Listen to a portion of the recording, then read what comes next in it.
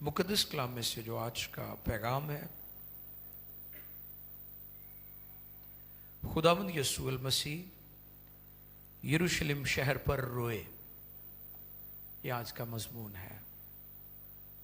वो क्यों रोए, ये भी बात हम सीखेंगे आज।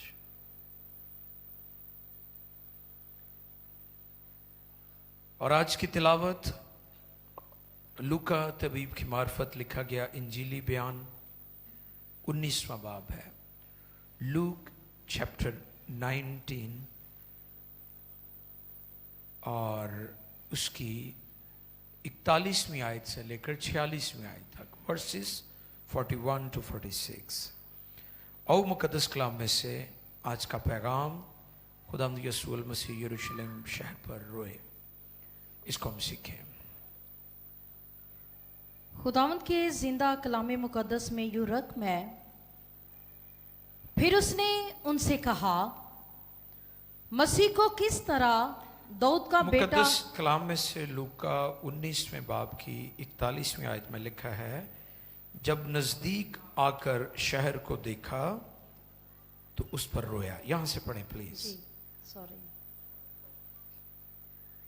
जब नजदीक आकर शहर को देखा तो उस पर रोया और कहा, काश कि तू अपने इसी दिन में सलामती की बातें जानता, मगर अब वो तेरी आंखों से छिप गई हैं, क्योंकि वो दिन तुझ पर आएंगे कि तेरे दुश्मन तेरे गिर्द मोर्चा बांधकर तुझे घेर लेंगे और हर तरफ से तंग करेंगे, और तुझको और तेरे बच्चों को जो तुझ में हैं जमीन पर दे पटकेंगे, और तुझ में किसी पत्थर पर पत्थर बाकी ना छोड़ेंगे, इसलिए कि तूने उस वक्त को ना पहचाना जब तुझ पर निगाह की गई।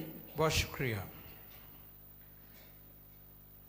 किताब मुकद्दस का पढ़ा, सुना, समझा और कबूल किया जाना हम सबों के लिए बाइस से बरकत हो। जरा जोरदार आमीन होना चाहिए।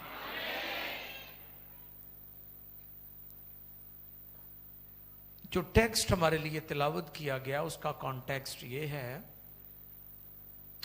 कि खुदावंद यीशु मसीह यरूशलेम में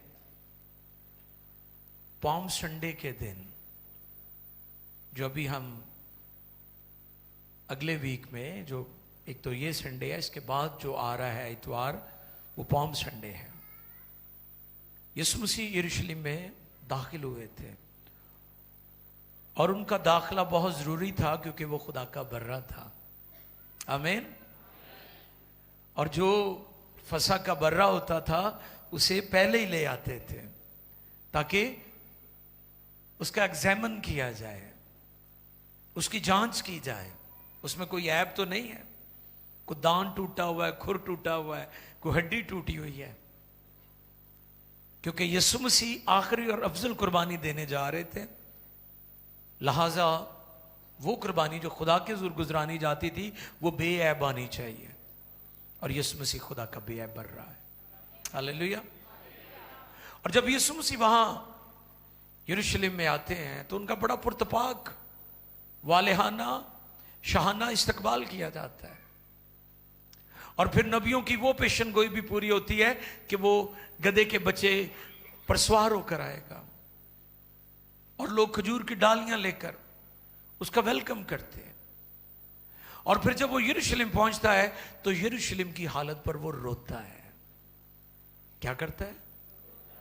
3 times अनाजील के अंदर, न्यू टेस्टमेंट के अंदर हमें मिलता है कि ये सुर रोए हैं। कितनी बार?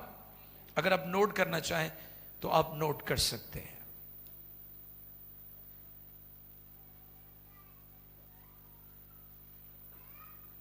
अभी जो हवाला हमने पढ़ा है लूका 19:41, वहां पर यीशु मसीह यरूशलेम शहर पर रोते हैं। ये पहला टाइम है। फिर दूसरा हम देखते हैं यूहन्ना 11:35 में, जब यीशु मसीह लाजर की कब्र पर जाते हैं तब वो रोते हैं। Second time. और फिर तीसरी मर्तबा हम देख सकते हैं, इब्रानियों के खत का मुसन्निफ बताता है, इब्रानियों 5वें बाब की 7वीं आयत मुकद्दसा में वो अपनी बशरियत के दिनों में रोता है। तो कितनी बार रोए खुदावंद यीशु मसीह? मैंने हवाला जात आपको बता दिए हैं, लूका 19:41, यूहन्ना 11:35 और इब्रानियों 5:7। इब्रानियों की कलीसिया को लिखा गया खत 5वें बाब की 7वीं आयत मुकद्दसा। खुदावंद यीशु मसीह 41वीं आयत में लिखा है, जब वो नजदीक आकर जब नजदीक आकर शहर को देखा। शहर को, अब ये देखना वो देखना नहीं है जैसे मैं और आप देखते हैं। मैंने खुदा के देखने के ताल्लुक से ओल्ड टेस्टामेंट में बताया था ना कि उसकी आंख पूरी रुए जमीन पर सैर करती। ये वो सैर नहीं है जो सुबह सवेरे आप वजन कम करने के लिए जाते हैं, वो सैर नहीं है ना। अपनी हेल्थ के लिए, अपनी फिटनेस के लिए आप सैर के लिए निकलते हैं, वॉक करते हैं, एक्सरसाइज, वो सैर नहीं है। ये सैर है सर्च करने वाली, तहकीक करने वाली, मुआयना करने वाली, मुलाहिजा करने वाली। कि जब खुदा चीजों का मुलाहिजा करता है, तहकीक करता है, सर्च करता है, तो ये जो देखना है ना यीशु मसीह का, वही देखना है। यीशु मसीह मेरी तरह और आपकी तरह नहीं देख रहे थे कि बिल्डिंग बड़ी खूबसूरत है।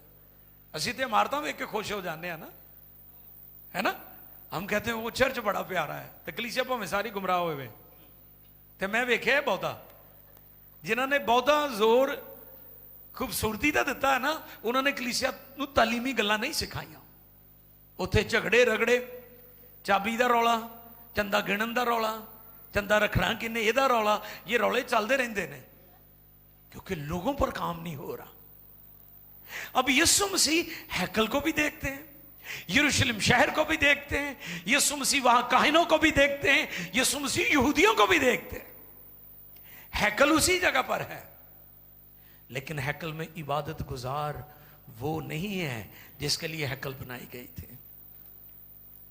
इबादत गुजार भी बिगड़ चुके थे, वो भी प्रिटेंड करते थे, दिखावे की इबादतें करते थे। हैकल उसी जगह पर है, इबादत करने वाले भी उसी जगह पर हैं, काहिन भी उसी जगह पर हैं, लेकिन वो अपना रूहानी म्यार खो चुके थे, इसलिए रोया। तो ये रोना आज भी है, आज भी वो देखता है। जब कलीसियाओं को देखता है, जब ईमानदारों को देखता है, तो लिखा है उसने जब तूफान नूह के वक्त खुदा दिल में मलूल हुआ, उसने गम किया लोगों की बिगड़ी हुई हालत को देखकर। और आज भी दुनिया कौमों को देखें, लोगों का तरीका बिगड़ चुका है और खुदा दुख करता है लोगों की हालत देखकर, इसलिए रोया था। वो शहर को देखा और रोया। अब रोना वो नहीं है, एक रोना होता है कि अंदर ही अंदर विस घोल देने कई न्याणे, आवाज नहीं आती। अगर एस्टर का कोई लीडर बैठा होए तो फिर तो बिल्कुल भी नहीं आती। साढ़े बच्चे जिन्हें रोंदे होंदे सी ना, एस्टर नूं वेख के शायरी भी, पॉल भी, आवाज नसीना दी आंदी हुंदी, अंदर ही अंदर चल रहा हुंदा सी काम, पता सी भी काम होर खराब हो जाना है। एक ये भी रोना होता है ना, लेकिन नो, मेरा खुदावंद ऐसे नहीं रोया। वो आवाज उसने बुलंद करके, बाआवाज़े बुलंद आंसुओं के साथ। ग्रीक मतन में यह है, यूनानी मतन में, कि वो बुलंद आवाज से रोया। कितनी फिक्र है उसे। वो देख रहा था कि यह हैकल बहुत खूबसूरत है, यह टेंपल बहुत खूबसूरत है, लेकिन अफसोस इसके अंदर बैठे हुए लोगों की हालत ठीक नहीं है। आज भी कलीसियाओं में बैठे हुए लोगों की हालत ठीक नहीं है। मुकाशफा में आगे चलकर हम देखेंगे क्योंकि इस संडे जो मेरा टॉपिक है, मैंने बताया था कि जिंदा मसीह को तो कोई चैलेंज नहीं कर सकता, क्योंकि वो जिंदा भी हुआ और आसमान पर भी है। लेकिन आपको दुनिया चैलेंज कर सकती है कि क्या आप भी जिंदा मसीही है? जिस खुदावंत की पैरवी आप कर रहे हैं वो तो जिंदा है, तो क्या आप भी जिंदा मसीही हैं? ये इस संडे का मौजू है संडे मॉर्निंग सर्विस में, इसलिए लाजमी आइएगा। यहूदी मुआशरे में मर्द का रोना मामूली बात नहीं समझी जाती थी। आज भी अगर हमारी सोसाइटी में भी, पाकिस्तान में भी अगर कोई मर्द रोए तो कहते मर्द होके रो रहे आयो, देखो वजह ही है, कोई गल है पीछे। तो वहां मेरा खुदावंद रोया है। क्यों रोए हैं वो? उनकी हालत देखकर तशख्खुस खो चुके थे, वो अपना रूहानी स्टेटस खो चुके थे, वो सब कुछ। पूरी दुनिया से लोग वहां आए हुए थे ईद मनाने के लिए, कुर्बानियां रेडी हो रही थी, बर्रे तैयार कर रहे थे, सारे अपने अपने भिड्डू लैके फिरदे उन्होंने, है ना, गलियां दे विच। लेकिन सब दिखावा था, और वो उनकी ये हालत देखकर रोया। वो रोता है वहां पर।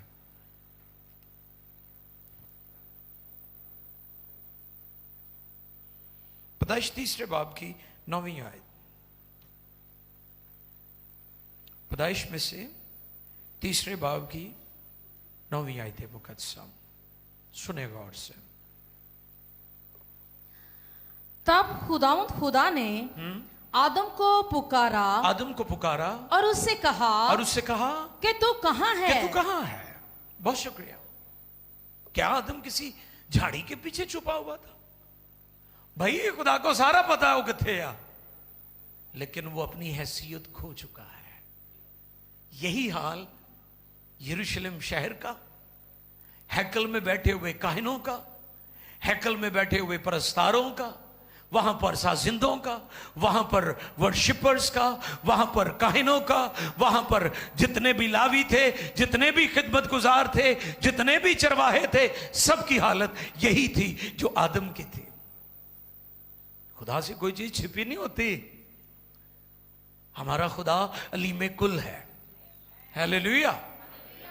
ओमनी प्रेजेंट भी है, ओमनिशिएंट भी है, सब कुछ जानता है, सारे भेदों को जानता है, क्योंकि वो ऑलमाइटी खुदा है।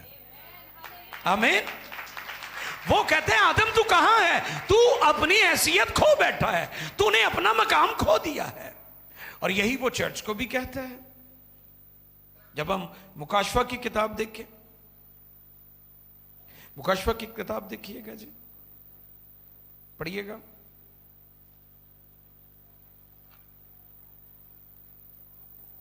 मुकाशफा 2 बाब की 5वीं आयत।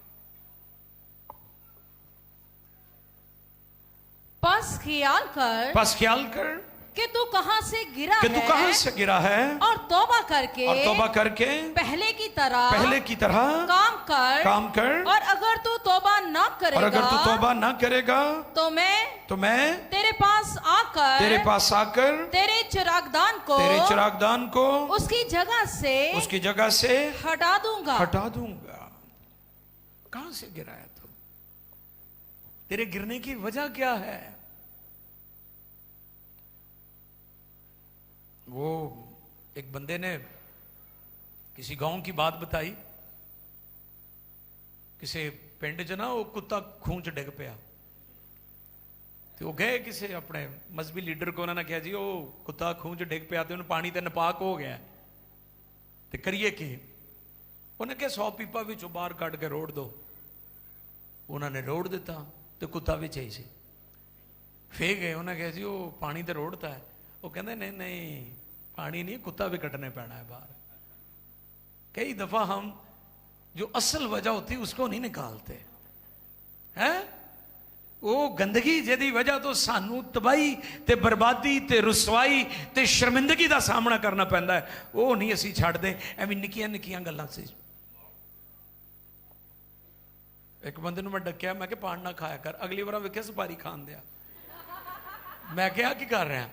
ਉਹ ਕਹਿੰਦਾ ਹੁਣ ਕੰਮ ਥੱਲੇ ਲੈ ਕੇ ਆ ਰਹੇ।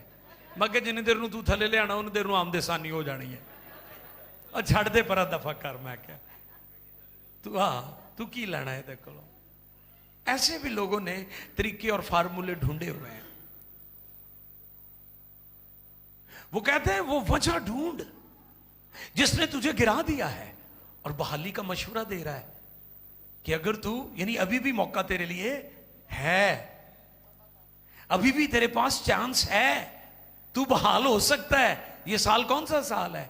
ये बहाली का साल है, रिस्टोरेशन का साल है। वो कह रहे तू बहाल हो सकता है, तू वजह ढूंढ ले, तू उस सबब को खत्म कर दे जो लानत की वजह है तेरी जिंदगी में, तेरे गिरने की वजह है, उसे अपनी जिंदगी से दूर कर दे, तू बहाल हो सकता है।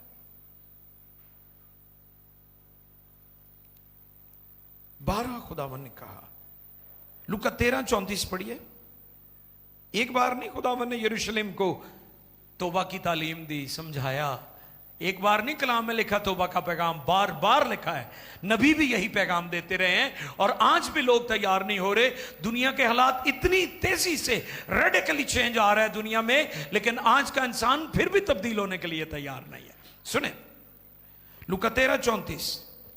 ए यरूशलेम, ए यरूशलेम, ए यरूशलेम, ए यरूशलेम, तू जो नबियों को कत्ल तू करती जो है, नबियों को कत्ल करती है और जो तेरे पास भेजे गए, और जो तेरे पास भेजे गए उनको संसार करती उनको है। संसार करती है।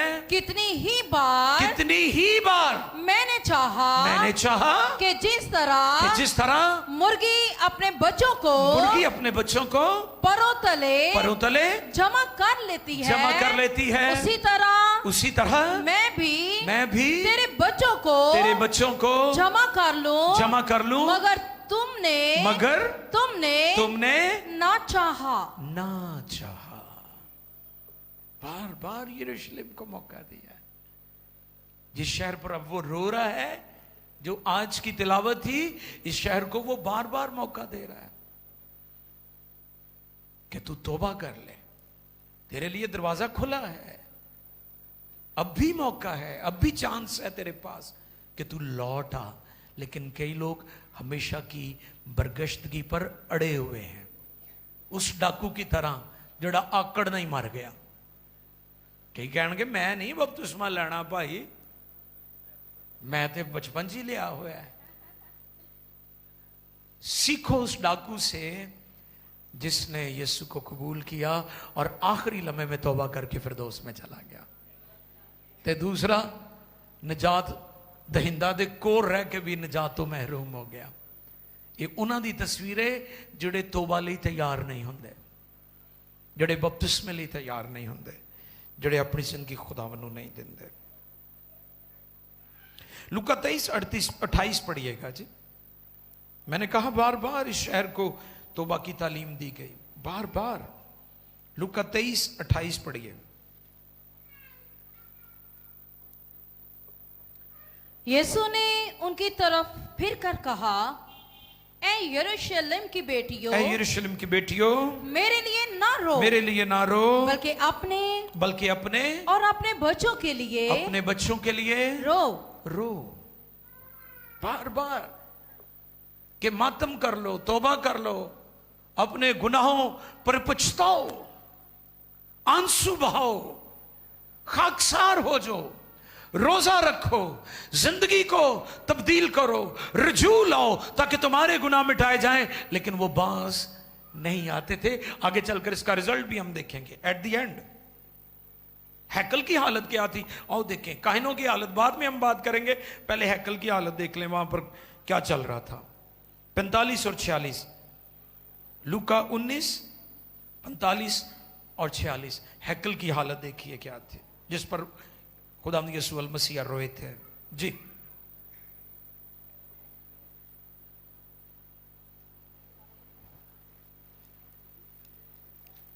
उन्नीस, 45 और 46। फिर वो हैकल में जाकर बेचने वालों को निकालने लगा। ये हालत थी हैकल की। वो क्या करने लगा? फिर वो हैकल में जाकर बेचने वालों को निकालने लगा। यानी वहां पर मार्केट सजा ली थी दुआ के घर को, इबादत के घर को क्या बना लिया था? कारोबार का जरिया बना लिया। खिदमत को क्या बना लिया? कारोबार। बिशारत को क्या बना लिया? तिजारत बना लिया। क्या करने लगा? उनको निकालने लगा और फिर उनसे कहा लिखा है कि मेरा घर दुआ का घर होगा, मगर तुमने उसको डाकुओं की खो बना दिया। क्या किया था उन्होंने? हैकल का अगर नक्शा आप जानते हैं तो फिर आपको पता होगा, हैकल का पहला हिस्सा गैर कौमों का एरिया था। फर्स्ट पार्ट ऑफ टेंपल का जो एरिया था, पहला हिस्सा किनका था? यानी खुदा के घर में गैर कौम भी आ सकती थी। हालेलुया। जो बाइबल का खुदा है वो सबको वेलकम करता है। आमीन। नजात का दरवाजा सबके लिए खुला है। नजात सबके लिए, कफारा सबके लिए, यीशु की कुर्बानी सबके लिए। पहला हिस्सा कौन सा था? गैर अकवाम के लिए, जेंटाइल्स के लिए। दूसरा हिस्सा औरतों का हिस्सा था, औरतों का सहन। फिर उसके आगे काहिनों का हिस्सा था। फिर एट द एंड पाक तरीन मकाम था, जहां पर अहद का संदूक था, जहां पर कुर्बानियां गुजरानी जाती, कुर्बानियों का खून पेश किया जाता, जहां पर खुदा उतरता था और वहां पर खुदा कंफर्म भी कर देता था तुम्हारी कुर्बानी मकबूल हो गई है। तो इन्होंने क्या किया था? इन्होंने गैर कौमों के लिए दरवाजा, बिशारत का दरवाजा, एवेंजलिज्म का दरवाजा। हिस्ट्री देख लें चर्च की, जिन डिनोमिनेशंस और चर्चेस ने एवेंजलिज्म को अव्वल दर्जा दिया है वो तंजीमें ऊपर गई हैं। जिन्होंने गैर कौमों के लिए दरवाजे बंद किए, जिन्होंने एवेंजलिज्म बंद की, जो दीवारों की कैद में चले गए, वो आहिस्ता आहिस्ता मिट गए। और आज भी बिशारती मिनिस्ट्रीज ऊपर हैं, और जो दीवारों तक महदूद हो गए हैं वो अंदर ही अंदर हैं, बल्कि खत्म होते जा रहे हैं। अब मुल्कों को देख लें, हुकूमतों और ताकतों को देख लें, जिन्होंने इंजील के प्रचार को तरजीह दी है, वो उनका झंडा ऊपर रहा है। इन्होंने क्या किया था? गैर कौमों के लिए, और वहां पर क्या किया? वहां पर बिजनेस शुरू कर लिया। क्या किया? कारोबार शुरू कर लिया। और यीशु मसीह ने उनकी ये हालत देखी और रोए और कोड़ा पकड़कर वहां से उनको भगाया कि मेरा घर दुआ का घर है। ये थी हैकल की हालत जिस पर वो रोए हैं।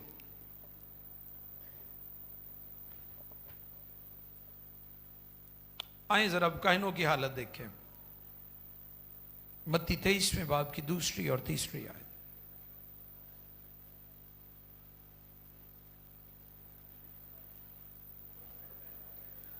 उस वक्त यीशु ने भीड़ से और अपने शागिर्दों से जी ये बातें कहीं कि फकीह और फरीसी मूसा की गद्दी पर बैठे हैं।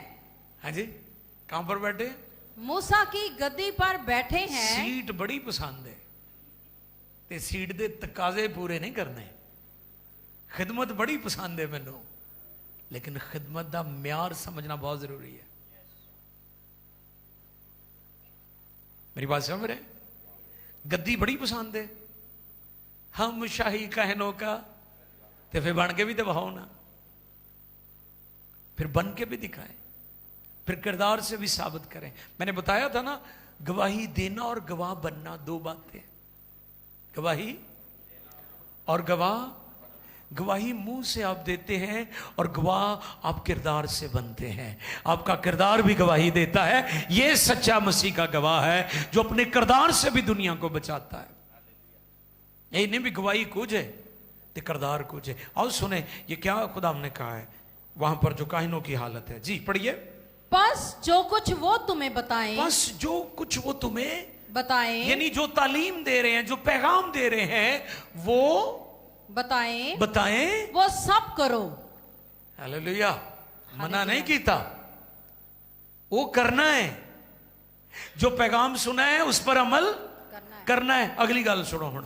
बस जो कुछ वो तुम्हें बताए बस जो कुछ वो तुम्हें बताए वो सब करो, वो सब करो और मानो, हाँ? और मानो, और मानो, क्योंकि ले- कलाम की बात है। लेकिन उनके से काम ना करो। हाँ, क्योंकि उनका किरदार, उनकी तालीम और उनकी गुफ्तगू के अपोजिट है। जो कुछ वो तुम्हें तालीम दे, जो कुछ वो तुम्हें कलाम में से बताए, वो करो, मगर लेकिन उनके से काम ना करो, लेकिन उनके से काम ना करो, ये ना को भी वो भी तो करन दिया गया, क्योंकि वो कहते हैं, क्योंकि वो कहते हैं और करते नहीं, और करते नहीं, इसलिए रोए थे।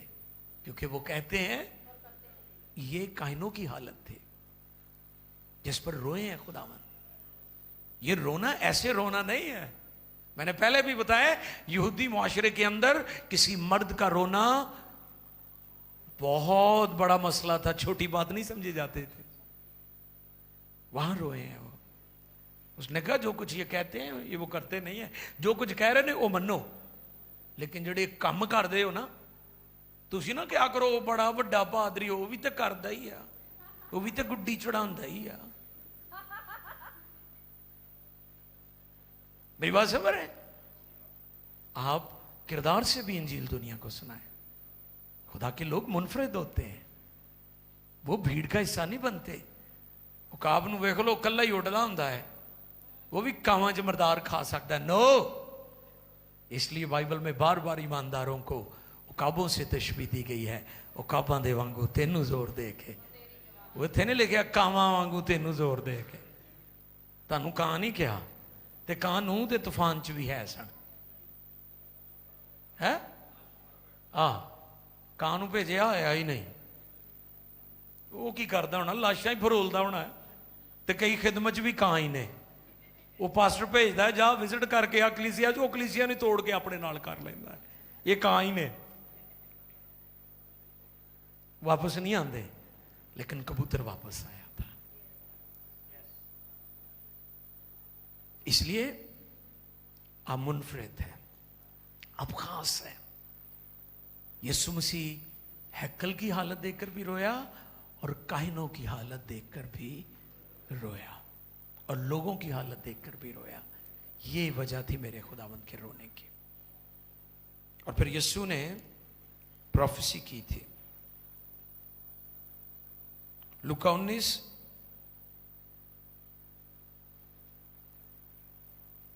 43 और 44 पढ़ें।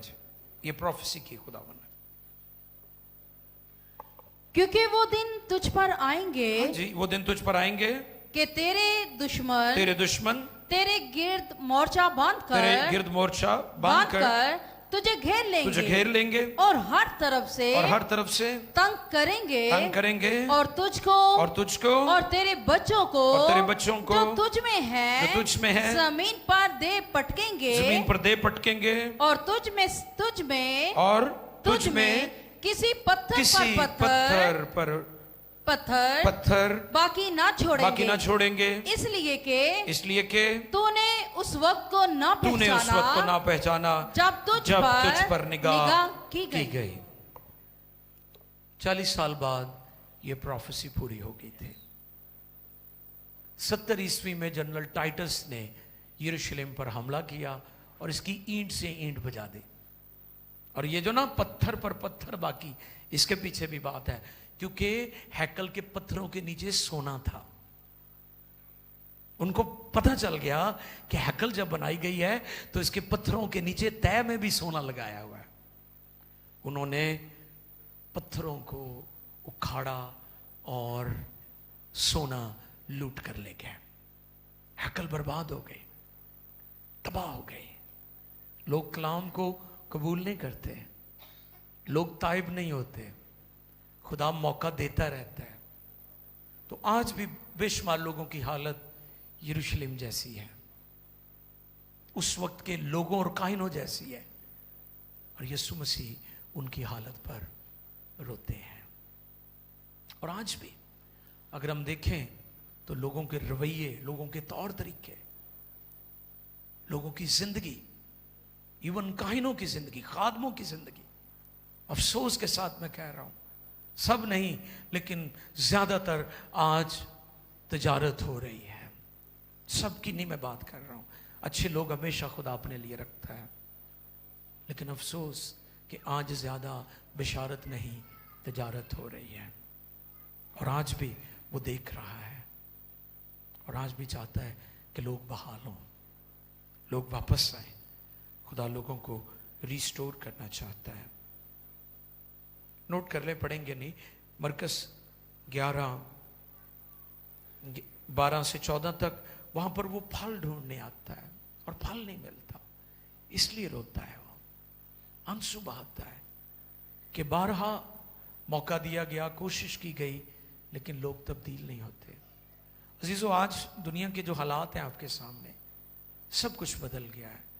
मेरा लास्ट संडे का जो मैसेज था वो यही था, अनसर्टन वर्ल्ड, मुतजलजल दुनिया, जिसको तवाज़ुन नहीं है, जिसको ठहराव नहीं है, ये बदल सकती है, लेकिन हमारा खुदा ला तब्दील है और उसका कलाम भी ला तब्दील है।